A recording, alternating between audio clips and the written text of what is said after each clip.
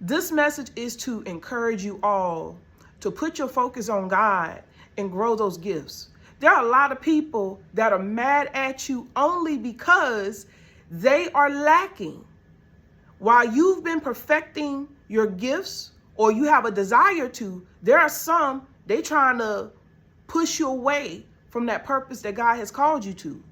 This is not to say that we shouldn't also be careful of these feelings within ourselves, because if we get so caught up on focusing on everybody else, we too can slip under that trap of envy and jealousy. So we also got to keep ourselves in check, okay? So we got to hold ourselves accountable and make sure we're not getting in anybody's way when there's a gift in them. If it's a gift that God has given you, grow it, work on it, okay? Release that gift, okay?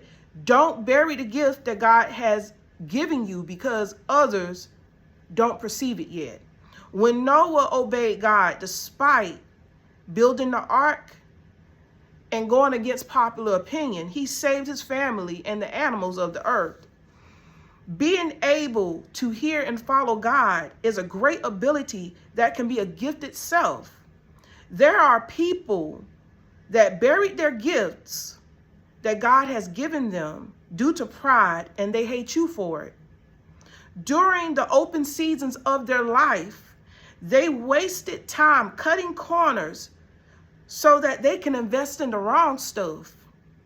That is, worrying about other people, being the Sanballats and Tobiases to other people who are walking in their purpose.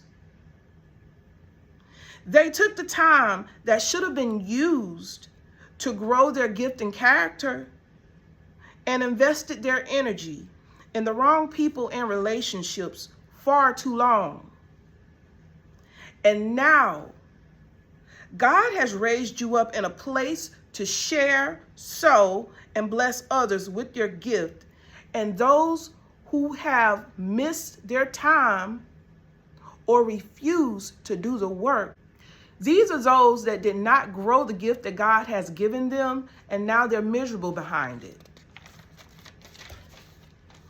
In attempts to get their lick back at God for calling you to a purpose that only you can fulfill, which bruised their ego because they cannot fulfill it, they find ways to peck at you.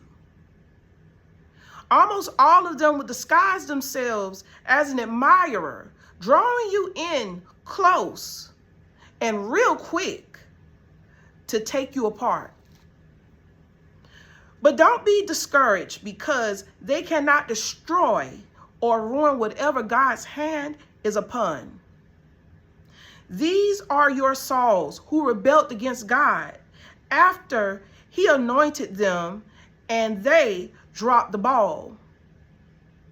And now they have no peace and no rest because instead of returning to God, they are laser focused on you.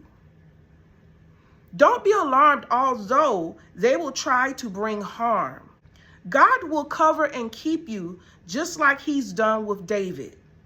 No matter how hard they plan, no matter how hard they try, even in your weakest and most vulnerable moments, they'll never receive the satisfaction of moving you out of your place. Every trap, every snare, you will elude. They have tried hard to offend you because they can't win against what God placed in you.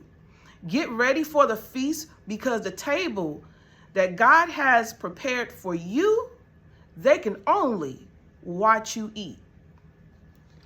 What I want you to get from this message is many, not all people who felt they've missed their time will hate on you because they didn't put in work like you did. And the only thing they know how to do to stay relevant is cut corners through trying to cheat the system. They attempt to do this through vanity. They attempt to do this through vanity qualifiers like age, associations, and appearance to manipulate their ways into a place that they are not equipped for.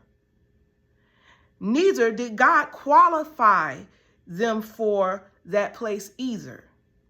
I want to give you a glimpse of how your Saul will look at you because God is with you. So let's look at 1 Samuel chapter 18, verse 11. And Saul cast the javelin, for he said, I will smite David even to the wall with it.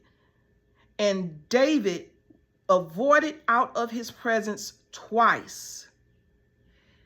Verse 12. And Saul was afraid of David because the Lord was with him, and he was departed from Saul. So y'all, if you don't understand the story of Saul, first of all, when you read carefully, you learn that Saul was anointed king over Israel before David was. And because Saul dropped the ball, okay, he became rejected of God, and then God's favor went to David. And Saul never got it right with God, but he came after David. Now, what I'm saying is what a lot of people probably don't even talk about, because there are some people that are anointed this day, walking around mad and angry at everybody that's excelling in their God-given purpose because they dropped the ball. And what do these people look like? They look like a reprobate mind. They look like somebody that can lure you in with fancy words or their knowledge of the scripture, but their character shows a different story. And when you see that Saul was anointed and turned around and was rejected of God, and then he came after David, so he was not producing fruit of a godly person. Why? Because he was trying to take out another anointed one. So sometimes we think that the ones that try to oppress us is always the ones that don't know about God, when it's really some of the people, they failed to carry out their assignment the way that they're supposed to.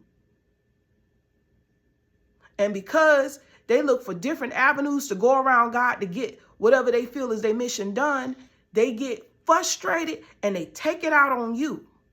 But do not let that discourage you from thriving in your gifts. If this message has inspired you, hit the subscribe button, and God bless you.